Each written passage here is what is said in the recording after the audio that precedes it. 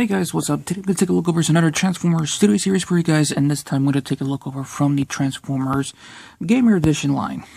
Okay, look, I know some of you guys going to tell me in the comments section I haven't reviewed any Gamer Edition figures. I do apologize for that one.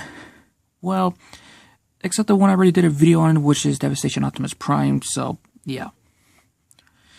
But anyways, so the one I'm going to take a look over is one of the figures that I was not originally planning to get it, but I kind of lost a bet on it. Long story short, today we're going to take a look over is this right here. Today we're going to take a look over is the Transformers Studio Series Gamer Edition, and this one we have here is War for Cybertron Thundercraker. Before we continue on, you guys do me a little bit of quick favor, so I'll be right back. Hey you! Stop what you're doing! Like, comment, subscribe, turn on the notification bell, and enjoy your day. So, where have I got this figure? Well, I got this figure at my local Target. And, if you guys already seen one of the toy hunt video, what I did, that's where I got it. So, yeah. And, like I said, I wasn't planning to buying this figure, but I got no other options. So, here it is, Thundercraker packaging right here. As you can see, Thundercracker in his video game look on the robot and vehicle mode right here, looking fantastic. And before anyone's going to ask, I have not played the War for Cybertron video game, but I do see the clips on it on YouTube, so yeah, I already understand everything. Transferring to 29 step right here, you guys can see in the front of the box. On one side right here, you can see Thundercracker over right here with the name and everything down here. On the other side, we have the half of the poster right here. You can see the background right here, which actually looks pretty cool. Nothing in the top minus the name and the logo right here. Nothing in the bottom. And the back of the packaging right here, showing everything off. If you want to pause the read the description, go right ahead. And you can see Thundercracker character model from the video game. And he comes with some accessories, so yeah. So let's move the box out of the way. Like I said, transform to 29 step. So the accessory that Thundercracker comes with is the same gun like War for Cybertron Barricade, if the camera can even focus. And there we go. It comes with the same gun like the War for Cybertron Barricade comes with, which I think is identical. I gotta check, but I know I have my War for Cybertron Barricade in storage. But this one is cast in this like somewhat of a gunmetal grade plastic right here. And he comes with this mace weapon right here, which it does look pretty cool. Which, by the way, the handle right here is cast in this blue plastic right here, just painted in silver. And this right here, which does look pretty cool. And we'll just bring this right here. Bring the camera down just a little bit more if I can. Ah, shit. Come on, you stupid tripod legs. There we go. So, here we have Thundercracker in his vehicle mode. His vehicle mode is representing a Cybertronian Tester Jet. Which, by the way, is actually my first time owning this character because I actually never had Thundercracker in my collection. And now I have him in my collection. This is my first Thundercracker figure. Unfortunately though, I won't do a size comparison next with the Siege Trilogy Skywarp because he's also a Tester Jet, so I have him in storage, so I do apologize for that, but here it is, Thundercracker. Now, ouch. Thundercracker vehicle mode looks great. The pink, just go to the detailing, fantastic, and I think Hasbro did a great job on this I was gonna say diecast, this figure right here. Now, Thundercracker is just a straight redeco of Starscream, which I think that figure was released during around 2023 or 2022. I don't remember. Like I said, I kind of missed out some of the figures that I wanted to get, but yeah. But he is actually a straight redeco of Starscream. Now, I know most people are going to say in the comments section about the cockpit. And I know some of my friends already know about it, and one of my other friends doesn't want to hear the complaint about it. So I'm going to say this to the people out there. Just accept what we have so far because of the design of the transformation. Yes, I understand it's not video game show accurate. I understand that, but you got to understand this. Hasbro did their best to do it. So, like I said, take it with a grain of salt and just suck it up. So yeah. Which, unfortunately, I don't have the original Thundercracker figure that came out during the Transformer Generation line, during for like the fall for Cybertron, so I don't have that for comparison. But I am planning to get that mold soon in the future, just not right now for this year, because if you guys already seen my return video, yeah. Now, I actually do have a complaint about the Thundercracker. The hands are thus sticking out to the jet mode, which is kind of a bit annoying. Yeah, that's the one thing I do have to say. He is a little bit somewhat a gappy right down there, and the texture jet does look a little bit weird, to be honest with you. By the way, these two little pieces right here are separate. There's on a little paper, tissue paper on it, so make sure do not lose these right here, for you guys' sakes. He has the Decepticon symbol on two sides of the wings right here, on the top of it, on the jet right here, and even if you come by to the bottom right here, there's more Decepticon symbol right over there. So he has about 6 symbols around him, which is actually pretty nice. Also, I want to say one thing about it. The blue, what they use on Thundercracker, looks so fantastic. And I understand the color scheme of it. Blue with the red stripes on it looks beautiful. He does have some weapon storage, by the way, which you can plug in the gun on each side right here, which it is a pain in the ass to deal with. And for the mace, I would recommend it to put it right over here, facing like this. So if you can able to plug that in, but fuck's sakes, come on, don't be a bitch. There we go. It does plug in. Just make sure they have this facing like that, because if you're facing the opposite direction, it won't plug in, and plus it will collide with that piece right here. So yeah. By the way, the handle and the mace are a separate piece, so just letting you guys know about this.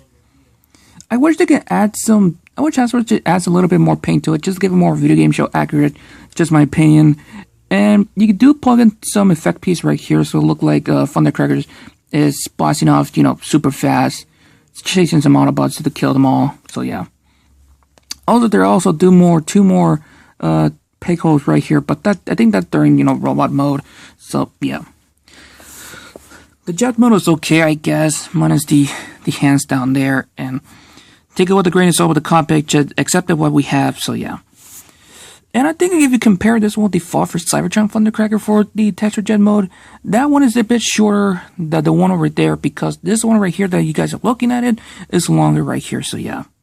And I think for the War for Cybertron Siege texture jet, I guess this one is a bit shorter than the other one. But like I said, I have my Sky Warp in storage, so I can't do a comparison with. So yeah. Transformation. And thank God the instruction for Hasbro they gave us for that one makes sense. But if you guys have issues with it, well, I'll help you out. First thing to do is by removing the gun and the mace out of here. And if you guys can correct me in the comment section of the name of these two weapons right here, I'll be gladly be grateful for it. But anyways, so remove the weapons out of the way. Come by to the back right here for the fuselage and untab, which is this part right here. Untap this, which I'm trying to do. Yeah, untap these. There's 2 tabs right here that connected to the slot, and here and here. It was sorry about that. This goes about the burp. Now, fold the wings, the short wings back here. Now, you want to straighten out the legs right here. It is on a hinge. It's actually on a double hinge. If you can barely see it, there's one here and one in here, and I'm sticking my finger in. It's on a double hinge, so you want to make sure you have it go all the way up. There's a tab right here that connected to this part right here, which I recommend to bend the knee a little bit. But before you do that, untap this piece, bend the knee a little bit, just for a recommendation, to bring all of this up. Then you connect the knee right here. Close up this part right here to become the rest of the part of the legs right here, which is actually pretty cool what Hasbro did. Flip up the feet, like so, this little feet right there, because the whole part right there is like the actual feet, so flip this part out. And you want to do the same thing on the other side. So untap this, You already got to fold that in. Flip the feet out. Straighten out the legs and make sure you bend the knee just a little bit, like here. Connect it in. Close that. There we go. And after that done, you got the legs all straightened out. So yeah. Next up is the arm and the body. Now most people are actually struggle with this one. It is a bit, somewhat of a pain in the ass to deal with, but if you get it right, good. Now for the arms, bring them out. Untap these. There's a tab here, and let's go to that slot right there. Untap it like this. Then you want to actually straighten out the arms like so. On both sides. Straighten out the arms like so. Then this is on a double hinge, by the way, so you want to bring all of this out. Open up the cockpit right here so you can bring the head out, which is actually a nice storage for the head, which is actually pretty cool. So top notch on that for you, Hasbro. Flip the nose cone right here, which it is made of a rubbery material, by the way. Same thing with the cockpit. And you want to bring this right here. This is on a double hinge on this part, and this part is also on a double hinge, which it is these little tabs, these things right there connected in securely, nice and well. So thank God for that. Now let's move the head a little bit more. Now, these two tabs right there, you guys can see these right there will go into these right here.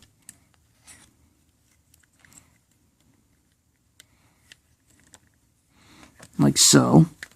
Now this is on a double hinge on this part here and this part here for the head and the neck. So bring this part in like so. Move these pieces to the side like that. And you bring the head around facing forward.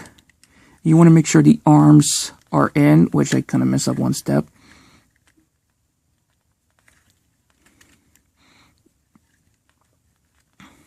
These little grooves right there will connect to these parts right there. Forgot to mention one thing also. Like so. And they will securely very well on that. The only thing just left is the pack. So the first thing to do is by spinning the top part right here facing like this. So the Decepticon symbol could facing inwards like that. Now open up this part up like that. Flip this part right here. Then you want to bring all this right here. And move that a little bit like, hold on a minute. I think I kind of messed up. Now before you actually fold it in like that, because you want this that connected to here. Fold this like this. Then you actually collapse all of this right here. Move the wing just a little back right here. Like in this angle. Do the same thing on the other side. Fold that back right here. Now the backpack right here is on a double hinge. These tabs will connect it right here. Just connect it in like so.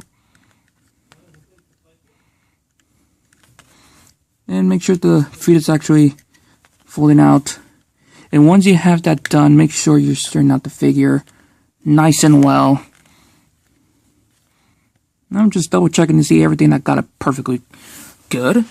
And just going to bring the camera a little bit back and a little bit up right here. And there you have Warfare Cybertron Thundercraker in his robot mode. The transformation was easy and simple, but sometimes it could be a pain in the ass, mostly because of the arms right here. So yeah. And to be honest with you, I think I said some bad things about the mold when I saw the Starscream mold on it, if I can recall. But shit, this is actually a pretty good figure. Like I said, the painted sculpted detail on the robot mode looks great. Not only all the Decepticon symbol like all facing back, but now the two over there are just facing forward and the wings are like facing upwards, which is actually pretty nice. And the head sculpt on the other hands look fantastic. Now, one of the issues with the robot mode is the wings does get in the way for articulation for the arms. Now, if you move the wings back more, you do get like a full range of 360, but I'll show you that in a moment. This figure, my copy, Like, the leg's not, like, wobbly, but if I, like, shake it, like, violently, you can see the legs are, like, facing back like that. Like, my copy is not, like, not too loose, not too tight. It's just buttery smooth, like, so perfect. And I love this so much. The one thing I'm kind of a bit disappointed that he doesn't, all the Seekers doesn't have their classic null rays, which I understand that is part of the war for Cybertron. But I know all of you Seeker fans out there want the null rays, and yes, I understand that. But we have, like, just the two weapons that Thundercracker has. And I think it's the same thing, like, for Skywarp and Starscream. I know for Starscream it has the maze, same with Skywarp. And I think Skywarp comes with this. I gotta check the history because it's been a long time seeing this, so yeah. Oh, shit. Just be very careful not to lose these two pieces right here because they are very important, so don't lose this. If you do, you're screwed. So, articulation-wise, head only does go 360 degrees because it's on a ball joint. Can look down that far, can look up that far. You can pivot side to side, so that's actually great. Like I said about the wings, moved about back that far. And also, I'm double checking to see is everything nice and secure.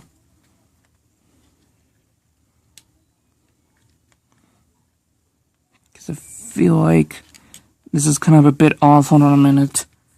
I want to double check everything. Make sure you have like these pieces connected in, because I feel like it's like loose for no reason. But anyways, if you move the back that far, the arms does go full 360 right here, because it is on a mushroom swivel right here. Arms does go in and out.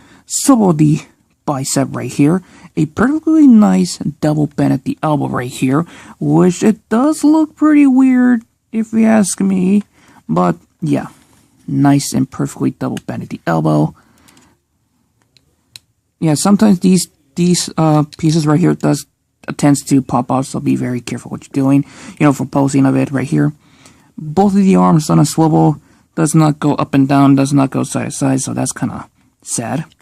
The waist, unfortunately, only can go left and right because of how the design of because how thick his thighs is, and the nose cone is in the way, so yeah, that's sadly though. Legs can go forward, back that far, Jesus Christ, does go in and out. Thighs swivel right here, a perfectly nice, somewhat got over 90-degree bend right there at the knees. And a ankle pivot about this far, so posability with this figure is somewhat okay, but you barely get anything for it, so yeah. Now, most people are probably going to ask in the comment section, the arms does look a bit different from the left and the right. Well, if you guys remember, if you guys collecting all the Gamer Edition figure for the War for Cybertron line, they have the ability to remove their right arm and plug it in with the weapons they comes with, which does look weird because it looked like it's been amputated and went to Shockwave's experiment, and they give us, which, like I said, you have some options of it, and I just realized just have it upside down. There we go. Or, of course, if you don't want to do that, you just want to hold it like an actual gun, like so. Like so. And of course there's weapon storage right here, the two side of the pegs right there, but because of the wings are in the way, for the guns you can have it sticking like this, and I guess for the maze you could stick it like this instead of facing up, so yeah. And speaking of the maze, you can see you actually look like holding it. There you go. It is kind of like it does look a bit big. It is a little bit top heavy because it does droop down the arms just a little bit like that, but yeah. And there's pretty not much of it to say about it, which it does look pretty cool, but Jesus Christ. So, I'm going to give him the final pose and give you guys my final results, so I'll be right back. So overall, Thundercracker is a good figure. I forgot to mention one thing, there is actually no storage for the his arms, though. If you guys remember, some of the other figures have like storage to store them in the back, but for Thundercracker, he doesn't have any. So yeah, I do apologize for that. Or I could be wrong, but you guys can correct me in the comments. So anyways, if you guys love Thundercracker, or if you guys love the Seekers, I highly recommend to have this in your collection. So yeah. So anyways, I'm going to end this right here. So have fun, stay safe, and I'm out.